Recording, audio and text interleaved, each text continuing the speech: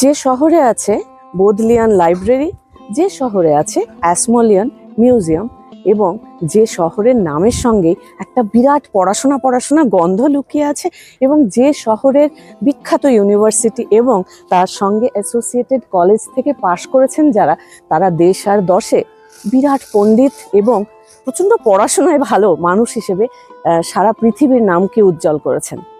যে শহরে আছে একটা বিশ্ববিখ্যাত ইউনিভার্সিটি প্রেস। হাই এভরিওয়ান, গেছো দিদি রবিবারের গল্পে তোমাদের সবাইকে স্বাগত জানাই এবং ওয়েলকাম টু অক্সফোর্ড। কেমন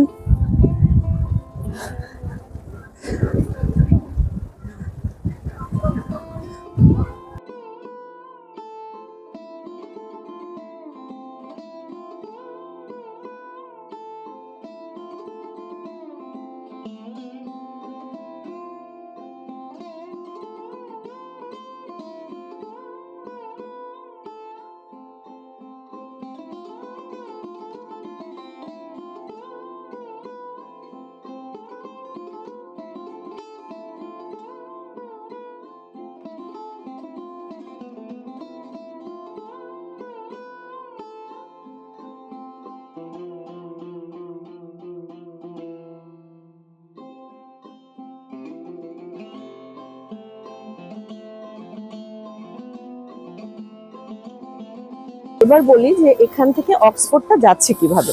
প্রত্যেকটা শহরের যেখানে খুব ক্রাউডেড, খুব অনেক কিছু দেখার আছে, এরকম যত গুরুত্বপূর্ণ শহরের মোটামুটি বাইরে 10 থেকে 20 মিনিট ডিস্টেন্সে পার্ক অ্যান্ড রাইড বলে একটা পার্কিং লট থাকে। তো বেসিক্যালি সেখানে গাড়ি পার্ক করে সবাই একটা গাড়ির টিকিট নিতে হয় পার্কিং এর জন্য, এবং পার্কিং এর যে টিকিটটা নেওয়া হয় সেই টিকিটটার মধ্যে কিন্তু এখান থেকে, এই যে ঠিক আমার পেছনে যে বাসটা আছে, এই বাসে করে অ্যাকচুয়ালি এখান থেকে 15 মিনিট দূরে অক্সফোর্ড শহর, সেখানে যেতে হবে। কিন্তু যেহেতু আমাদের পার্কিং এর টিকিট আছে তাই জন্য এই বাসটা ফ্রি হয়ে যায়। কিন্তু এটা ছাড়া গাড়ি নিয়ে কোনো গুরুত্বপূর্ণ শহরে যাওয়া খুব মুশকিল because of parking.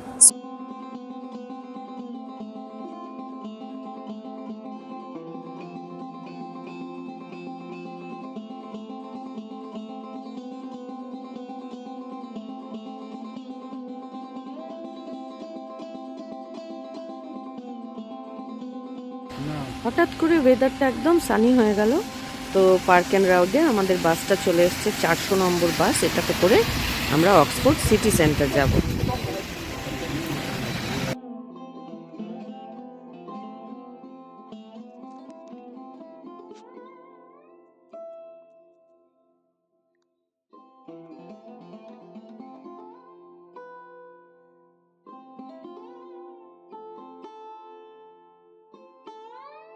I am feeling extremely privileged যে আমি এখন যেখানে দাঁড়িয়ে আছি সেটা হচ্ছে অক্সফোর্ড ইউনিভার্সিটির আন্ডারে সবচেয়ে বড় কলেজ, যার নাম ক্রাইস্ট চার্চ কলেজ।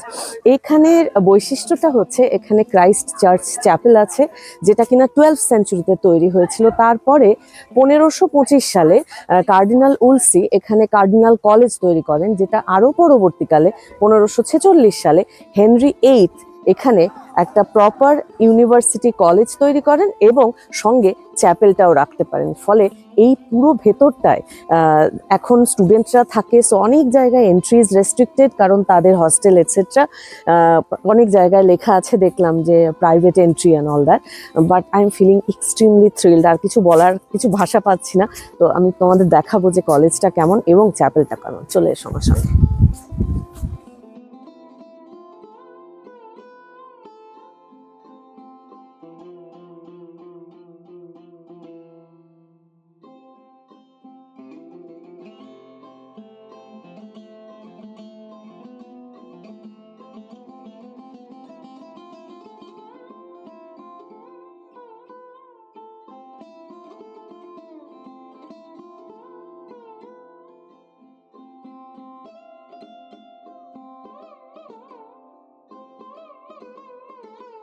এখন যে জায়গাটা দিয়ে আমরা প্রবেশ করছি, এই যে একটা বিশাল একটা বিল্ডিং তোমরা এক্ষুনি দেখতে পাচ্ছ, একটা আর্ট শেপের, সেটাতে আন্ডার গ্রাজুয়েট স্টুডেন্টসরা থাকে। মানে ইটস আ বিউটিফুল বিল্ডিং। তো বিল্ডিংয়ের বাইরে স্পেসিফিক্যালি লেখা ছিল যে একদম শান্ত হয়ে থাকতে, যাতে চেঁচামেচি চিৎকার কেউ না করে, কারণ এখানে স্টুডেন্টসরা থাকে এবং তারা পড়াশোনা করছে। এখন যে বিউটিফুল জায়গাটা দেখছো সেটা হচ্ছে সেই বিখ্যাত হল স্টেয়ার কেস। অ্যাকচুয়ালি হল স্টেয়ার কেস হ্যারি পটারের মুভির জন্য খুব ফেমাস, কারণ প্রথম যখন হ্যারি পটার আসে কলেজে তখন প্রফেসর তার হাত ধরে এই স্টেয়ার কেস দিয়েই কিন্তু নিয়ে যান। এখন যেখানে আমরা প্রবেশ করেছি এটা দ্য গ্রেট হল। 1520 সালে কিচেন সহ এই গ্রেট হলটা শেষ হয় এবং 16th সেঞ্চুরি থেকে এখনো পর্যন্ত কিন্তু এটা অ্যাবসলিউটলি ইন ইউজ। 1870 সাল পর্যন্ত এটা সবচেয়ে বড় হল হিসেবে এটাকে বিবেচনা করা হতো এবং এই হলটা বিউটিফুলি ডেকোরেটেড। প্রচুর ছবি তোমরা দেখতে পাচ্ছ এখানে, এই কলেজের যারা অ্যালামনাই তাদের ছবি আছে এবং সবার শেষে হেনরি দ্য এইথের ছবি আছে। বলার অপেক্ষা রাখে না, এই গ্রেট হলের এই যে ডাইনিং টেবিলের যে কনসেপ্টটা, সেটা হ্যারি পটারের যে মুভিতে বারবার আমরা একটা বিশাল ডাইনিং হল দেখি, এটা কিন্তু এই গ্রেট হল দ্বারাই ইন্সপায়ার্ড। আর সবচেয়ে মজার কথা হচ্ছে আমরা যখন ভেতরে গেলাম তখন কিন্তু স্টুডেন্টরা ওখানে বসে সিরিয়াসলি খাচ্ছিল, and they were absolutely okay with it যে মানে ভিজিটার্সরা আসছে এবং আমাদেরকে জ্বালাচ্ছে ইত্যাদি প্রভৃতি। তো এই কলেজটা বেসিক্যালি দুটো পারপাস সার্ভ করে। একটা হচ্ছে definitely it's a big centre of learning, এবং এই যে সুন্দর চ্যাপেলটা দেখছো এটাও কিন্তু এই কলেজের ভেতরেই আছে এবং খুবই সুন্দর তার আর্কিটেকচার এবং architectural style and all that. Stain গ্লাসগুলো তো আমার অসাধারণ দেখতে লাগছিল এবং একটা কলেজের ভেতরে এরকম একটা এত বড় চ্যাপেল, অ্যাকচুয়ালি ক্রাইস্ট চার্চ এটা তো একটা চ্যাপেল হিসেবেই বেশি বিখ্যাত। তো সব মিলিয়ে ইট ওয়াজ আ ফ্যান্টাস্টিক এক্সপিরিয়েন্স। আমার এর আগের বার আমরা এসেছিলাম কিন্তু কলেজের ভেতরে ঢোকার সুযোগ হয়নি, but this time I was so happy.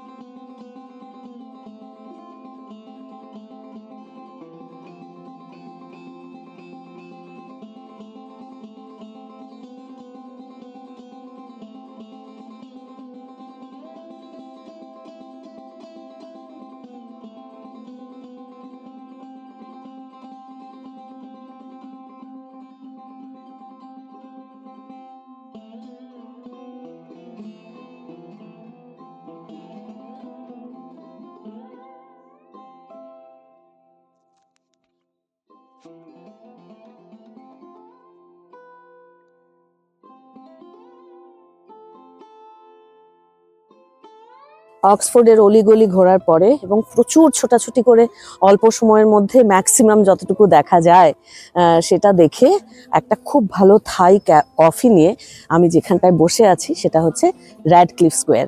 জন র্যাডক্লিফের নাম অনুসারে এই স্কোয়ারটার নাম হচ্ছে র্যাডক্লিফ স্কোয়ার। প্রচণ্ড একদম সেন্ট্রালি লোকেটেড অক্সফোর্ডের, এবং এই র্যাডক্লিফ স্কোয়ারের কে কেন্দ্র করে এই যে চারিদিকে তোমরা দেখতে পাচ্ছ অজস্র গুরুত্বপূর্ণ কলেজ এবং অক্সফোর্ড ইউনিভার্সিটির আন্ডারের যে সমস্ত কলেজ সেগুলো অবস্থিত। এখানে স্টুডেন্টরা যেমন যাচ্ছে, প্রচুর ভিজিটার্স আছে, খুব সুন্দর সুন্দর কফি শপ আছে ছোট ছোট, এবং মোস্ট ইম্পর্টেন্ট যেটা অক্সফোর্ড পড়াশোনার জন্য বিখ্যাত বলে প্রচুর কিন্তু বইয়ের দোকান আছে। অ্যাকচুয়ালি জন র্যাডক্লিফ একজন ইউনিভার্সিটি স্টুডেন্ট এবং ডাক্তার ছিলেন। তিনি রাজার ডাক্তার ছিলেন বলে অনেক অর্থ উপার্জন করেছেন, কিন্তু যত অর্থ উপার্জন করেছেন সেটা কিন্তু অক্সফোর্ডের ছাত্রছাত্রীদের পড়াশোনার উন্নতির জন্য এবং প্রচুর এখানে লাইব্রেরিতে ডোনেশন দেওয়া বা একাডেমিক এক্সেলেন্সের জন্য তার প্রচুর কন্ট্রিবিউশন আছে। তাই জন্য এই স্কোয়ারটা অ্যাকচুয়ালি সবার মিটিং প্লেস হিসেবে বা এই স্কোয়ারটা একটা বেড়ানোর জায়গা হিসেবে এবং ইম্পর্টেন্ট জায়গা হিসেবে অক্সফোর্ডে কিন্তু ভীষণই নাম আছে। আমার খুব ভালো লাগছে যে ফাইনালি প্রচুর ঘুরে টুরে র্যাডক্লিফ স্কোয়ারে এসে একটা কফি ব্রেক নিতে পেরেছি।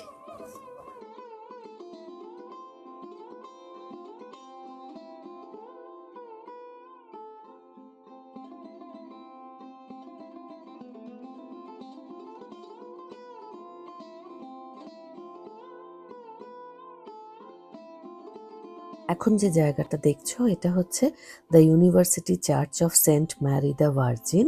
এটা একটা অ্যাংলিকান চার্চ, যেটা কিনা অক্সফোর্ডের একদম নর্থ সাইড, যেটা হাই স্ট্রিটে অবস্থিত, একদম সেন্টারে অবস্থিত। আর এখন যে দুর্দান্ত একটা টাওয়ার দেখতে পাচ্ছ, এটা একটা 13th সেঞ্চুরি টাওয়ার, যেখান থেকে একটা ফি দিয়ে ওপরে ওঠা যায় এবং যেখান থেকে পুরো অক্সফোর্ড শহরটাকে একটা বিউটিফুলি দেখা যায় এবং পুরো চারিদিকটা ভালো করে দেখা যায়। আমি রাস্তাটারও ছবি তুলেছি, রাস্তাটাকেও দেখে মনে হচ্ছিল মানে ইস, কত জ্ঞানী গুণী জন নিশ্চয়ই এটা দিয়ে হেঁটে গেছে। I was feeling so humbled and privileged যে আমি এই জায়গাটায় দেখতে পেরেছি এবং যেতে পেরেছি। পুরো অক্সফোর্ড শহরে এই যে রাস্তাঘাট, এই যে স্থাপত্য, এগুলো সত্যি মানে ভাষায় প্রকাশ করা যায়ও না। আমি তখনও স্পিচলেস ছিলাম, এখনও রেকর্ড করতে গিয়ে আমার অদ্ভুত লাগছে যে আমি ফাইনালি এগুলো দেখতে পেরেছি। I was so lucky.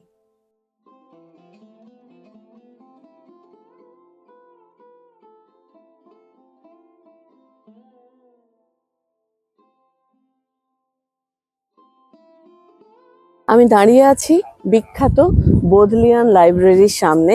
তো আজকে ভেতরটা দেখাতে পারছি না। এখানে প্রায় 13 মিলিয়নের ওপরে বই আছে এবং ভেতরটাও ইটস অ্যাবসলিউটলি ফ্যান্টাস্টিক। কত রকম যে বইয়ের সমাহার, এবং এমন আই রিয়েলি ওয়ান্ডার যে পৃথিবীর কোনো সাবজেক্টের কিছু আছে কিনা যেখানে যে সম্পর্কে এখানে বই নেই। যাই হোক, আমাদের অক্সফোর্ড ভ্রমণ খুব অল্প সময়ের জন্য ছিল, তাই হয়তো সব কিছু আমরা কাভার করতে পারিনি। আমার ঠিক পেছনে ব্রিজ অফ সাই আছে, যেটা কিনা দুটো ইউনিভার্সিটিকে কানেক্ট করে। তো আজকের মতন অক্সফোর্ড শহরের, জ্ঞানীগুণী শহরের গল্প এখানেই শেষ হচ্ছে। ছোট করেও যে অক্সফোর্ড শহর সম্পর্কে তোমাদের কিছু একটা আইডিয়া দিতে পারলাম, আশা করছি সেটা তোমাদের ভালো লেগেছে। সবাই খুব ভালো থেকো, ভালো রেখো সবাইকে। পরের রবিবারে আবার একটা কোনো অন্য শহর বা অন্য কোনো একটা ঘটনার গল্প নিয়ে নিশ্চয়ই গেছো দিদি তোমাদের সামনে হাজির হয়ে যাবে। Bye bye, take care.